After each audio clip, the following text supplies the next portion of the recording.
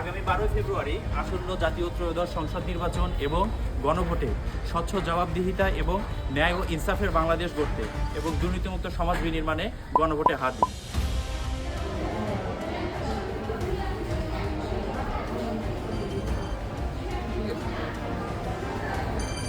আমি বিশ্বাস করি জনগণের রায় গণতন্ত্র শক্তিশালী, এর জন্য গণভোটে হাত দিন।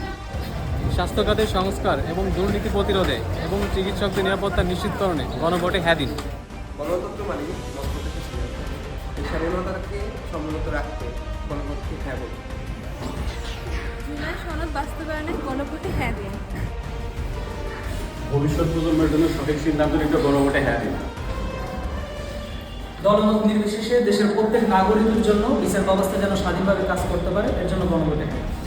দেশের স্বার্থে জনগণের মতামত জরুরি, তাই সচেতন নাগরিক হিসাবে আমরা গণভোটে হ্যাঁ দিচ্ছি, আপনিও হ্যাঁ দিন।